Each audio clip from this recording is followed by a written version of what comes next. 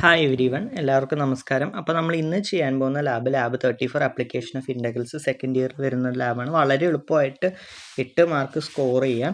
2 Marco അതിൽ താഴെ പോയാൽ പോലും ഫുള്ള് സ്കോർ ചെയ്യാം ആ ഭാഗത്തു നിന്ന്. അപ്പോൾ അത്രയും സിമ്പിളാണ്. അപ്പോൾ അതിനുവേണ്ടി നമ്മൾ ആദ്യം √x²+1 എന്നുള്ള ഫംഗ്ഷൻ ടൈപ്പ് ചെയ്യാം.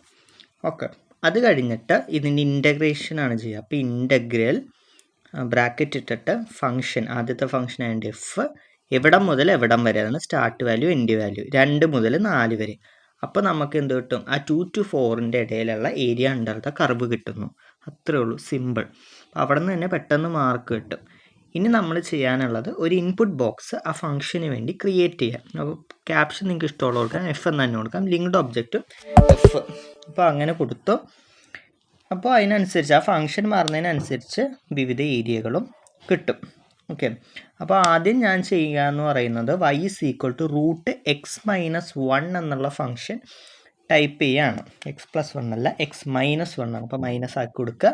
ഓക്കെ, എനിക്ക് ഏരിയ വേണ്ടത് 2 മുതൽ 6 വരെയാണ്. അപ്പോൾ ഞാൻ അവിടെ ഒന്ന് ടച്ച് ചെയ്യുമ്പോഴേക്കും 4 അത് എഡിറ്റ് ചെയ്യാൻ പറ്റും. അപ്പോൾ 2 to 6 എന്നാക്കി മാറ്റി എഴുതുക. അപ്പോൾ കിട്ടുന്നതാണ് അതിൻ്റെ ഏരിയ. ഇനി അടുത്തത് ഞാൻ ഫംഗ്ഷൻ മാറ്റുന്നു, 2 sin 2x എന്നാക്കുന്നു. ഓക്കെ, 2 times sin 2x, അതാണ് എൻ്റെ ഫംഗ്ഷൻ. അപ്പോൾ ഫംഗ്ഷൻ അടിച്ചു. പക്ഷേ ഇവിടെ ഏരിയ എക്സ് ആക്സിസിന് താഴോട്ടും വരുന്നതുകൊണ്ട് നെഗറ്റീവ് ആവാൻ ചാൻസ് ഉണ്ട്. സോ അതുകൊണ്ട് തന്നെ അതിൻ്റെ മോഡുലസ് അബ്സല്യൂട്ട് വാല്യൂ ആണ് എടുക്കുന്നത്. അപ്പോൾ ABS ബ്രാക്കറ്റ് ഇടാം. പക്ഷെ ഇവിടെ ഒരു പ്രശ്നം വന്നാൽ ആദ്യമേ തൊട്ട് ടൈപ്പ് ചെയ്യണമായിരുന്നു.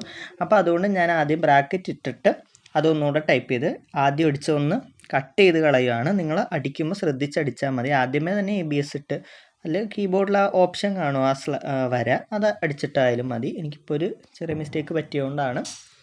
എന്തായാലും വാല്യൂ കിട്ടും, കുഴപ്പമില്ല. അപ്പോൾ മോഡുലസ് ഇട്ട് കഴിഞ്ഞാൽ വാല്യൂ പോസിറ്റീവായിട്ട് കിട്ടുന്നു. ഇനി അടുത്തത് മാറ്റി അടിക്കാൻ നമുക്ക് അടുത്ത ഫംഗ്ഷൻ എന്ന് പറയുന്നത് x⁵5 ആണ്.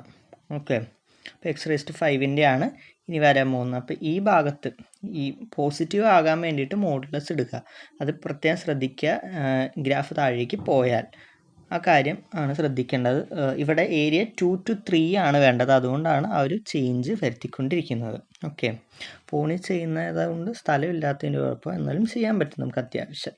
ഇനി അടുത്തത് x⁵5 ആണ്. അതറിയാം, താഴോട്ട് പോകുന്നതാണ് x³ പോലെ തന്നെ. അപ്പോൾ അതുകൊണ്ട് തന്നെ ഗ്രാഫ് മുകളിലോട്ട് കിട്ടാൻ വേണ്ടി നമ്മൾ ആബ്സല്യൂട്ട് വാല്യൂ ആദ്യമേ എടുക്കുന്നു.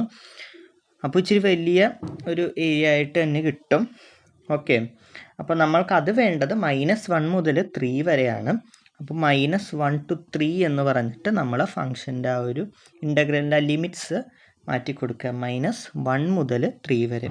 ഓക്കെ, പെട്ടെന്ന് ടൈപ്പ് ചെയ്യുന്നതുകൊണ്ടാണ്, കറക്റ്റായിട്ട് നമുക്ക് സാവകാശം ചെയ്താൽ കിട്ടും. അപ്പോൾ -1 to 3 വരെയുള്ള ഏരിയ നമുക്ക് കിട്ടിക്കഴിഞ്ഞു. ഇനി അടുത്തത് നമുക്ക് സർക്കിളിൻ്റെ ഇക്വേഷനാണ് വരുന്നത്. x² + y² = 36. അപ്പോൾ അതിൽ നിന്ന് y-നെ സെപ്പറേറ്റ് ചെയ്യാൻ വേണ്ടി x² അപ്പുറത്തോട്ട് കൊണ്ടുപോയി. ഇപ്പോൾ √36 - x² ആണ് ഫംഗ്ഷൻ. അപ്പോൾ എനിക്ക് ലിമിറ്റ്സ് വരുന്നത് -6 മുതൽ +6 വരെയാണ്. അപ്പോൾ -6 മുതൽ +6 വരെ എന്ന് പറഞ്ഞ് ഇൻ്റഗ്രലിൻ്റെ ലിമിറ്റ്സ് മാറ്റി കൊടുക്കുക. -6 to 6. അപ്പോൾ എനിക്ക് പകുതി വൃത്തത്തിൻ്റെയാണ് കിട്ടുന്നത്. കംപ്ലീറ്റ് വൃത്തമാക്കാൻ വേണ്ടിയിട്ട് അവിടെ ഏരിയ A എന്ന് കിട്ടും, 2 എന്നിട്ട് കൊടുത്തു കഴിഞ്ഞാൽ കിട്ടും. ഓക്കെ, നമ്മൾ ചെക്ക് ചെയ്യാം, πr² ഇട്ടും ചെക്ക് ചെയ്യാം. അപ്പോൾ ഇത്രയുള്ളൂ ഇന്നത്തെ വീഡിയോ. എല്ലാവരും like, share, subscribe and comment.